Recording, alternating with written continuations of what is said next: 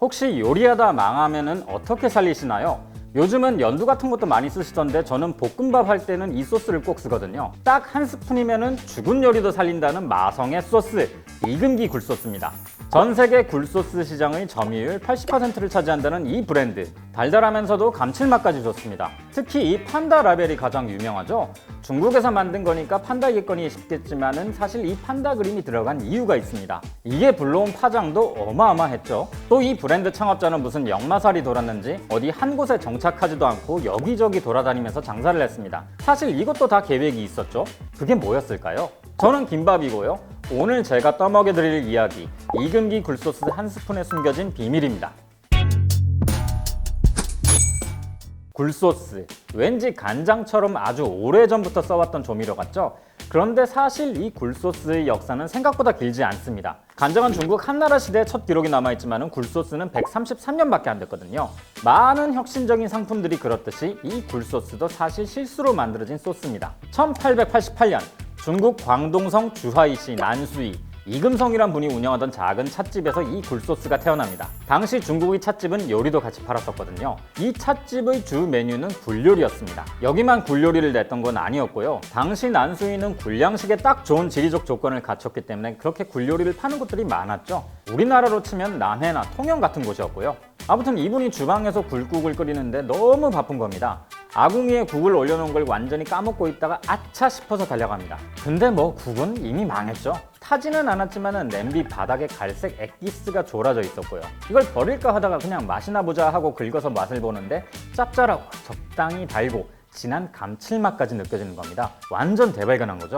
누가 이런 걸 갖다 팔 생각을 했을까요? 그런데 장사 좀 한다는 사람은 이런 기회를 그냥 넘어가질 않습니다. 특히 중국 요리에서 양념은 빠질 수가 없죠. 바로 이렇게 탄생한 양념을 자기네 가게에서 팔기 시작한 겁니다.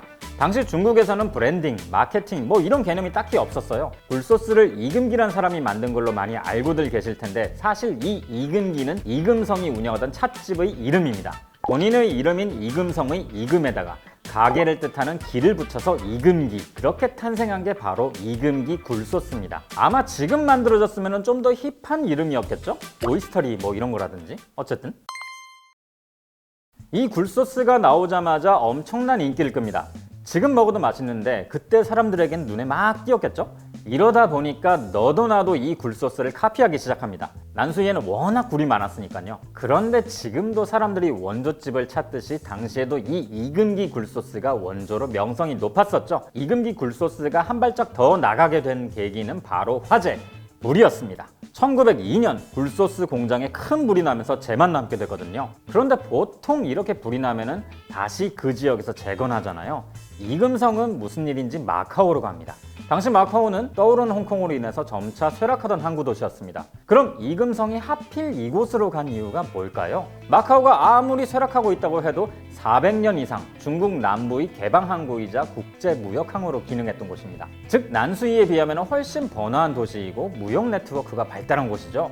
게다가 지도를 보시면요, 주하이시 바로 옆에 마카오가 있죠. 당시 마카오는 난수이에서 생산하던 굴소스의 대부분을 수입하면서 굴소스 무역의 중심지였거든요. 또 지금은 매립됐지만 마카오의 타이파섬, 콜로안 섬이 굴양식하기도 좋은 조건이었어요. 이금성은 이 모든 요소들을 다 고려해서 불난김에 거점을 옮긴 거죠. 정리하자면요, 마카오는 굴양식이 가능한 지역이자 굴소스 거래의 중심지이고 국제무역 네트워크까지 가지고 있었던 겁니다. 물론 당시는 이금성이 굴소스 사업을 시작한 지 14년이나 되었고 마카오에서도 굴소스 사업을 하던 경쟁자들이 많았죠. 이금기는 이 4개 브랜드와 더불어 마카오 굴소스 시장의 빅4로 자리 잡았어요. 이금성이 사업 거점을 마카오로 옮긴 후 1920년 자신의 장남인 이시우난에게 경영을 물려줍니다. 그리고 일대 회장이었던 이금성이 1928년에 세상을 떠나면서 이금기 굴소스는 두 번째 세대로 접어듭니다. 그런데 여기서 이시우난이 엄청난 결정을 합니다. 마카오로 이주한 지 딱 30년째 접어들던 1932년 본사를 홍콩으로 또 옮기거든요.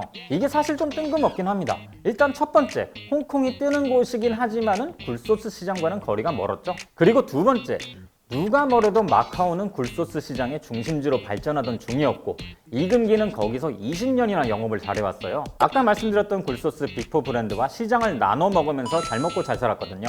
근데 또 이걸 버리고 홍콩으로 가버리는 거죠. 이 결정으로 인해서 훗날 이금기는 전성기를 맞이하게 됩니다. 마카오를 거점으로 한 다른 브랜드의 굴소스는 모조리 사라지고 이금기만 남게 되거든요. 왜 우리 뭔가 중대한 결정을 할 당시에는 굉장히 초조하죠. 이게 맞나? 이래도 되는 건가? 모르기는 몰라도 애플이 로고를 이렇게 단순하게 바꿀 때 얼마나 고민이 많았겠어요. 결정을 내릴 당시에는 이게 대박이 날지 쪽박을 찰지 아무도 모르는 거니까요. 이금기도 마찬가지였습니다. 당시엔 사람들이 무리수라고 수군거렸거든요. 하지만 그 무리수에도 나름의 계획과 이유가 있었습니다.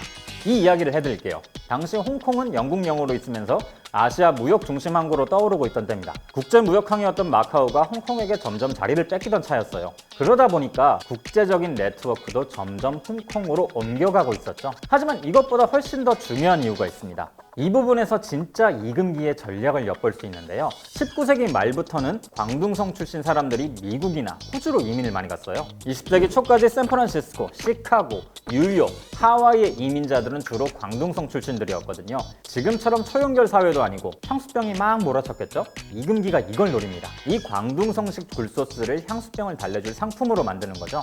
북미 화교들을 대상으로 굴소스를 팔면 시장을 훨씬 넓힐 수 있다, 뭐 이런 판단이었고요. 또 이 굴소스가 당시에는 비싼 소스였어요. 소스 1kg을 만드는데 10kg가 넘는 굴이 필요했거든요. 지금이야 양식 기술이 많이 발전해서 저렴해졌지만 당시에는 프리미엄 소스 그 자체였어요. 그럼 중국인보다 상대적으로 임금을 많이 받는 이민자들을 타겟으로 굴소스를 파는 게 더 낫다고 생각한 거죠. 그런데 전 세계에 흩어져 있는 화교들에게 이 굴소스를 파는 게 아무래도 힘들었겠죠. 어떻게 하지? 화교 네트워크를 이용합니다. 이금기가 그 네트워크로 찜한 곳이 바로 홍콩에 근거지를 두고 있던 금산장. 여긴 화교들이 가족들에게 돈을 보내는 일종의 금융기관의 역할을 하던 곳이었어요. 뿐만 아니라 수출입 상사의 역할도 하고 일자리 소개, 우편업까지 같이 하던 곳이었거든요. 화교들과 관계를 맺기 위해서는 홍콩, 그리고 이 금산장을 이용하는 게 최적의 선택이었던 거죠. 1932년 이금기가 홍콩으로 옮긴 후 결과는 어땠을까요? 대박! 아니 이 말로도 모자랄 만큼 전성기가 찾아옵니다.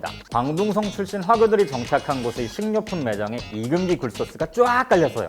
특히 19세기에 미국 캘리포니아, 호주 빅토리아에서 금광이 발견되면서 광둥성 출신 노동자들이 여기로 이주를 많이 했거든요. 이게 기회가 된 거죠.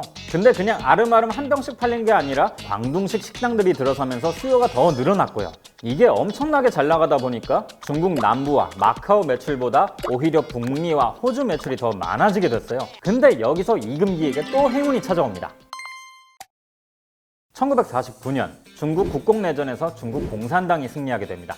지금의 중국이 탄생한 사건이었죠. 이게 대체 굴소스랑 무슨 상관이냐? 중국이 공산화되면서 남부 지역의 판매 네트워크가 완전히 막혀버립니다. 굴소스를 판매하던 모든 업체들이 갈 길을 잃었어요. 반면 이금기는 북미와 호주 매출이 높았으니까 크게 타격을 입지는 않았었죠. 이 사건으로 다른 굴소스 경쟁자들이 크게 주저앉아버렸고 이금기가 그 굴소스 시장 꼭대기에 깃발을 꽂아버렸습니다.